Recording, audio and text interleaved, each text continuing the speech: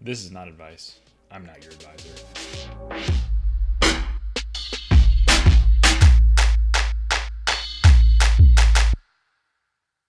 Today, the Tiki Sunset Sour. Let's see what we got. I accidentally contributed to my Roth IRA for 2020 instead of 2019. Can I change it now? Yes. Yes, you can. As long as you do it before April 15th, you should be fine. Good luck. Total stock market index versus S&P 500 index. You're new to the investing game and wanting to utilize your brokerage account at Charles Schwab. Been asking around, it seems like you've been getting mixed opinions about investing in the total stock market index and S&P 500 index. Wondering about the thoughts. You're focusing your brokerage account for more short-term investing, ranging 3 to 5 years, saving for a wedding and purchasing a house. Yikes, man. 3 to 5 years? That's right on the edge. I'm not sure I'd want anything I wanted in 3 years in the stock market. It's a pretty scary proposition, but I'll answer the original question. So the S&P 500 index is a subset of the total stock market index.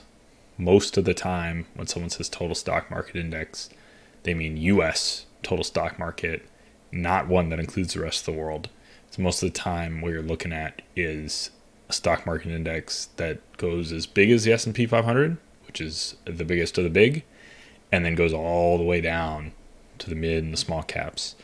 S&P 500 usually makes up like 90, 85% of the total stock market index. So they're not very different. If I just had to buy one, I'd buy the total stock market. But nothing wrong with using the S&P 500, nothing wrong with adding in another index. I don't see a problem. The bigger problem is your time frame. Unless you're okay with your savings getting knocked and having to wait a little longer, that's kind of a sketchy move. So think carefully. Confusion about mortgage interest deduction. Apologies for coming by and simply asking a question. Okay.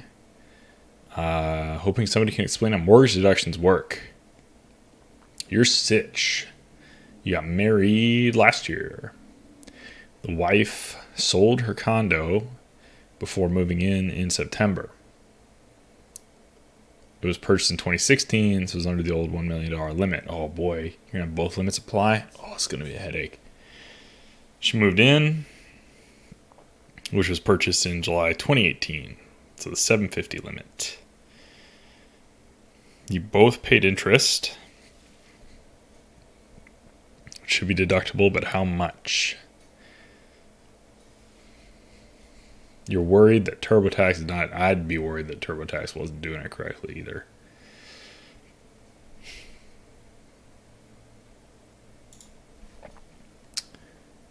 So the way that I think it works, and boy, this is tricky,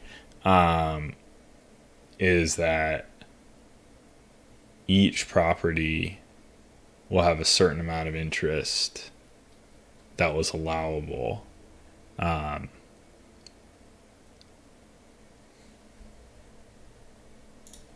right, so I was confused, so I went to the IRS. This is the IRS website. I don't know, you can't really see that, but that's what it is. So is the mortgage interest and property tax you pay on a second residence deductible? The answer is yes and maybe. Mortgage interest paid on a second residence is deductible as long as you don't rent it out. Doesn't sound like you did. And that the mortgage satisfies the same requirements as the deductible interest on a primary residence. Sounds like it does. If the home was acquired on or before, and at least one of your homes was acquired after. So I think because either one of the homes is acquired after the date, I think we're going to be dealing with the this $750,000 limit.